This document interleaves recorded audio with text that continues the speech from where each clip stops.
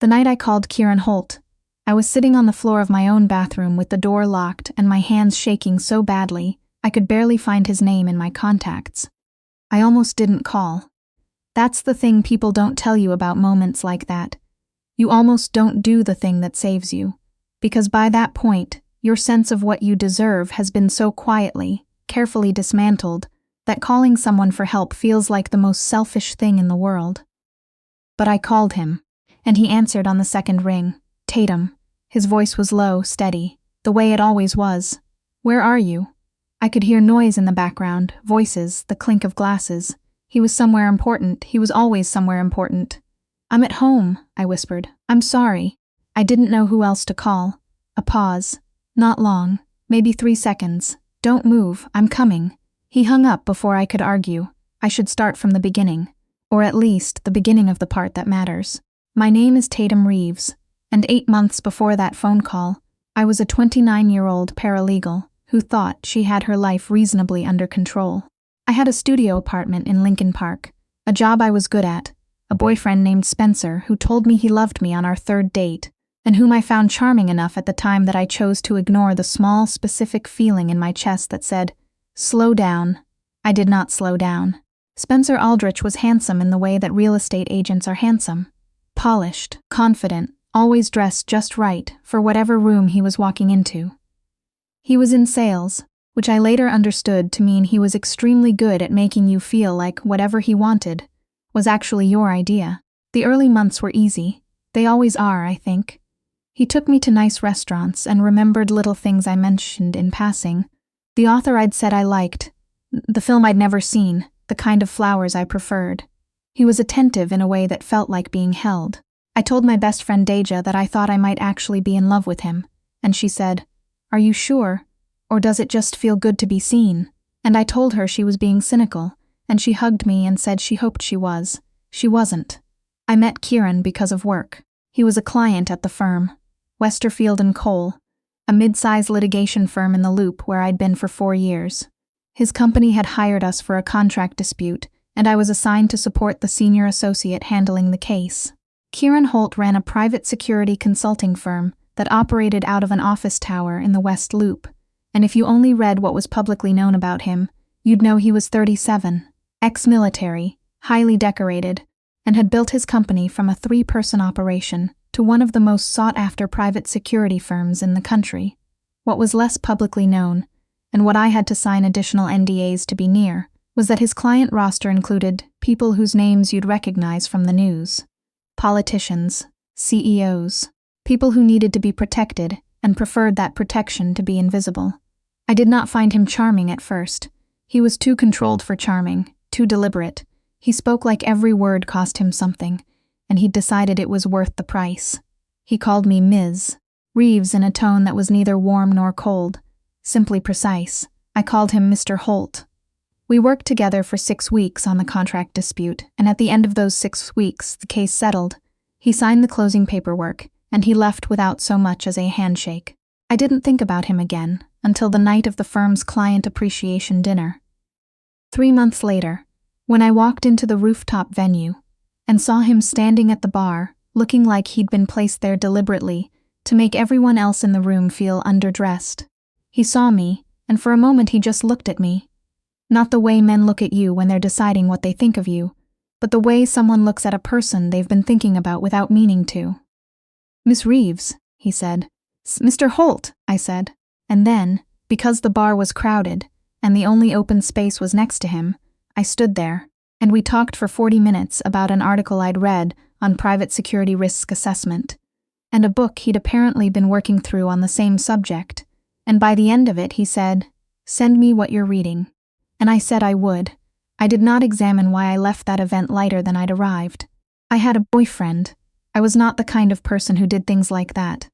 The problem was that by then, things with Spencer had already started to shift in ways I hadn't fully named yet. It started small, the way it always does. He didn't like when I worked late. That seemed reasonable. He missed me, he said. He didn't like when I made plans with Deja without checking with him first. That also seemed reasonable. He wanted us to have time together. He didn't like when I wore certain things out, because other men would look at me and he didn't want to deal with that. That felt less reasonable, but he said it so gently, framed so specifically as being about how much he cared, that I apologized and changed before we left. There's a particular kind of erosion that happens in slow motion. You don't feel it happening. You just notice one day that the river has moved and you're standing somewhere you don't recognize, wearing different clothes, seeing different people, and somehow it happened without any single moment you could point to and say, that's when it changed. I kept working. I was good at my job, and work was the one place I felt competent, clear like myself. That bothered Spencer in a way he never said directly. Instead, he'd ask questions about the men I worked with, remember details I'd mentioned, and bring them up later at strange angles, make small observations about how much time I spent at the office. Don't you think they take advantage of you? You give them everything. You're too loyal to people who don't deserve it. He said it like concern. It took me almost 2 years to understand he was working at the ground beneath me. Kieran and I had occasional contact through the firm. He retained us on a smaller retainer matter, and over time the emails became slightly less formal, the responses slightly less clipped. He asked once about a case I'd mentioned in passing 2 months before. I noticed that he did that, held on to things. I told myself it was professional acuity. He probably did it with everyone. What I did not tell Spencer about was the afternoon Kieran stopped by the office, while I was staying late, and the whole floor was empty, and we ended up talking for an hour about nothing to do with work. He asked about my life, not the way people ask when they're filling silence, but the way someone asks when they actually want to know. I told him about growing up in Columbus, about my mother, about how I'd always planned to go to law school, but the loans felt impossible, and I'd somehow ended up doing half the job of a lawyer for a third of the salary, and was still not entirely sure how I felt about that. He said, "You should go to law school, if you want it. People talk themselves out of the things they want by surrounding them with reasons it won't work." I told him I'd think about it. I didn't tell him it was the first time in months someone had spoken to me like my wanting. Something was straightforward and legitimate. On my way home that evening, Spencer called 4 times, and texted twice asking where I was. When I got home, he was calm, which was worse than the alternative. The calm meant questions. The calm meant an hour of careful, reasonable conversation that always ended with me explaining myself, and him listening with patient, structured concern, until I felt I owed him an apology I couldn't quite locate the beginning of. That night, I sat with my back against the bathroom door and thought, something is wrong. I didn't do anything about it. I wasn't sure what there was to do. Deja told me in September, 2 years and 4 months into the relationship, that she was scared for me. She said it quietly over coffee, looking at the table instead of at me, the way you say something you've been holding for a long time. She said I seemed smaller. She said Spencer had said something at my birthday dinner that she'd replayed 100 times and it didn't sit right. She said she loved me, and she didn't want to push me, but she needed to say it out loud at least once. I told her I was fine. I hugged her tight when I left and then sat in my car and cried for 20 minutes, for reasons I still couldn't fully articulate. The breaking point, when it came, was not what I would have predicted. It was a Sunday in October. Spencer and I had argued the night before about the law school applications I'd started quietly filling out, which he found on my laptop and which he described, very carefully, as a surprising secret to discover in a relationship built on honesty. We'd talked it out the way we always did, which meant I'd talked and he'd redirected, and I'd gone to bed feeling vaguely like I'd done something wrong without being able to name what. That morning he went out. I thought I'd have a few hours. I called Deja and told her I was thinking about the applications, and she got so excited, she cried a little, and we talked for an hour and 40 minutes, and I felt, for the first time in a long time, like I was breathing all the way to the bottom of my lungs. Spencer came back early. He heard me laughing through the front door. I don't want to describe what came after in detail, because some things don't need an audience, and also because I've spent a significant amount of time learning to understand it clearly, and too much narration blurs the picture. What I will say is that something was knocked off the counter, that something was thrown against the wall, that there was a moment when I understood, with a physical clarity I can still feel in my sternum, that I was not safe. I went to the bathroom. I locked the door. I slid down against it and sat on the cold tile in my socks. My hands were shaking when I opened my contacts. I scrolled past Deja. She lived 40 minutes away and she was alone, and I didn't want to bring this to her door. I scrolled past my mother. I couldn't do that to her. I scrolled without knowing what I was looking for until I landed on Kieran's name, and something in my chest went there. The way your foot finds solid ground in the dark. I didn't stop to think about why. I just called. He was at a client event downtown. He left it, as I would later discover, mid-handshake with a congressman. He told no one where he was going. He just left. He was at my door in 18 minutes. I heard the knock and Spencer's voice in the other room, and then a different voice, low, level, with that particular quality that is not quite a threat but occupies the same space. And then silence, a specific, careful kind of silence. Then footsteps. Then Kieran's voice outside the bathroom door. Tatum, it's me. I opened the door. He looked at me the way you look at something you're very relieved to find intact. He didn't touch me. He didn't say anything dramatic. He just stepped slightly to the side so I could see the hallway was clear, and then he said, "Do you have shoes you can grab?" I grabbed my shoes and my bag and my phone charger, because even in the worst moments your brain supplies mundane checklists. And I walked past Spencer, who was standing against the far wall looking at Kieran, the way people look at a thing they've just understood they cannot move. And I did not look at Spencer at all. I just walked. In the car I stared at my hands. Kieran drove. He didn't ask questions. He turned the heat up without comment because I was shivering. He stopped at a light and said, "I'm taking you to the Langham. I have a standing reservation there for client situations. You'll have your own room, your own key, a direct number for the front desk. You don't have to see anyone or talk to anyone." I said, "Kieran, I'm not a client." He said, "I know." And then after a moment, "I'm aware the Langham is an unusual response to a phone call. I can take you somewhere else if you want." I almost laughed. I didn't quite make it there. "The Langham is fine," I said. I stayed 3 days. He didn't stay with me. He made sure I understood that, but he checked in. Texts mostly. "You sleep? There's a good Thai place 2 blocks north if you're hungry." He sent Deja to me on day 2, which meant he'd somehow gotten her number and called her, which meant he'd been thinking about what I needed before I thought to ask. Deja arrived with a bag of things from my apartment. She had a spare key, and sat with me and cried with me and told me she was so glad I'd called someone. She didn't ask who Kieran was. She had clearly formed opinions. I did not go back to that apartment. My lease was up in 6 weeks anyway, and Spencer was on it too, and Deja helped me sort out the logistical nightmare of separating what was mine from what wasn't. There were moments during those weeks that were so heavy I could barely get off the floor.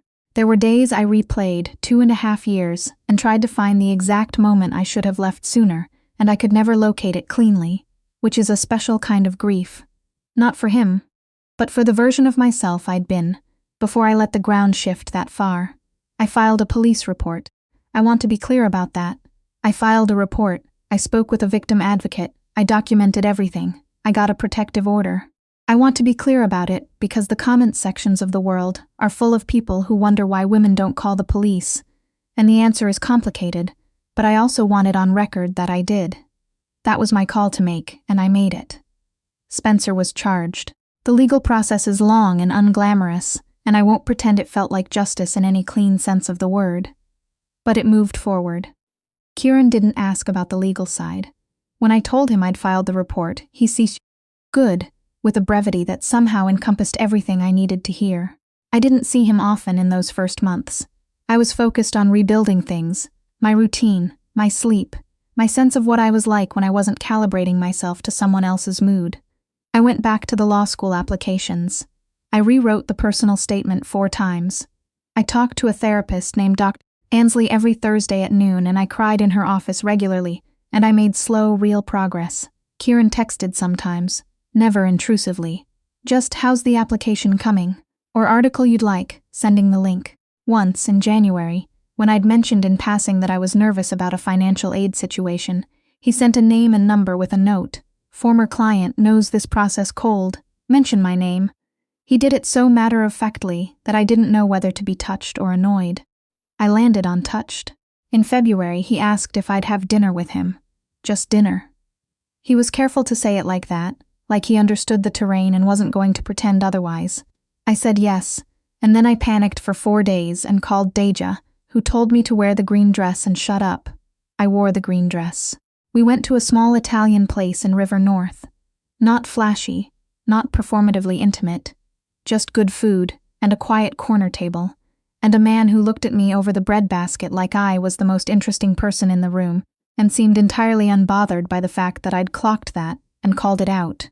"You're doing that thing," I said. "What thing?" "Where you look at someone like they're worth figuring out." He considered that. "Is that a problem?" "I'm still deciding." He nodded like that was a completely reasonable answer, which it was, and asked me about the law school acceptances I'd received. 2 so far, with more pending, and I told him about the programs and what I was weighing. And he asked good questions and didn't offer opinions unless I asked. And somewhere in the middle of the entrees I realized I hadn't once measured my words before I said them. That was new. That was the thing I'd forgotten was possible. I told him that, because Dr. Ansley had me in the habit of saying true things out loud, rather than managing them internally. He was quiet for a moment. Then he said, "I know." I said, "How do you know?" And he said, "Because I spent 6 weeks working with you on a contract case 2 years ago, and you said everything with this half-second pause before it, like you were checking it first. And then I ran into you at the firm dinner and you didn't do it once." I stared at him. "You noticed that," I said. "I notice things," he said. "It's a professional hazard." I told him the pause was Spencer, that I'd learned to edit before I spoke, because there was always the question of how something would land, how it would be received, whether I'd have to explain myself.